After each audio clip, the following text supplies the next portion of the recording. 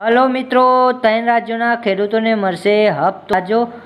આ યોજના હેઠળ દરેક લાભાર્થી ખેડૂતોના વાર્ષિક 3 હપ્તા હેઠળ ₹100,000 મળશે, જે પ્રતિમાં ₹2,000 થશે. સરકારનું નુકસાન કારણે 3 રાજ્યોના ખેડૂતોના 21મો હપ્તો પહેલાથી જ પહોંચાડી દેવામાં આવ્યો છે, પરંતુ ખાસ કરીને હિમાચલ પ્રદેશની અંદર, પંજાબ અને ઉત્તરાખંડની ખેડૂતોને માટે આ તાજેતરના સમયે ભૂસ્ખલનના પ્રભાવિત થતા હતા, જે કે અન્ય રાજ્યોના ખેડૂતોને પણ ટૂંક સમયની અંદર આ હપ્તો પહોંચાડી દેવામાં આવશે. ખેડૂતોને સલાહ આપવામાં આવી છે કે તેઓ સમય પૈસા મળે તે સુનિશ્ચિત કરવા માટે તેમના પીએમ કિસાન ખાતા અને બેંક ખાતાની માહિતી અપડેટ રાખે.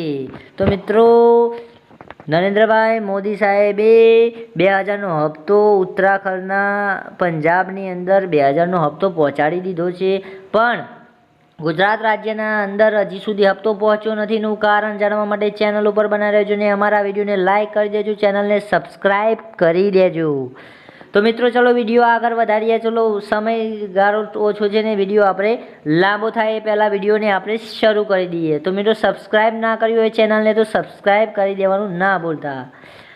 તો મિત્રો, આ યોજના હેઠળ દરેક લાભાર્થી ખેડૂતોને વાર્ષિકના 3 હપ્તા 100,000ના હોય છે, અને પીએમ કિસાન 21મી ઇન્સ્ટોલમેન્ટ પીએમ કિસાન સન્માન નિધિ યોજનાના હેઠળ 21મા હપ્તાની રાહ વધુ જોઈ રહ્યા છે. દિવાળી પહેલાં ખેડૂતોને 21મા હપ્તાની તારીખ આપવામાં આવી હતી, પણ દિવાળી પહેલાં હપ્તો મળ્યો નથી. એટલે વાત ચર્ચા એ છે કે 21મો હપ્તો આવશે ક્યારે, કઈ તારીખે આવશે. તો મિત્રો, વાત કરીએ આપણે 21મા હપ્તાની, તો કેટલા ખેડૂતોના ખાતામાં હપ્તો પહોંચી ગયો છે, પરંતુ લાખો લોકોના હજુ પણ રાહ જોઈ રહ્યા છે. ત્યારે આ હપ્તો ટૂંક જ સમયની અંદર, એટલે કે આવતા અઠવાડિયાની અંદર ખેડૂતોના ખાતાની અંદર આવી શકે છે.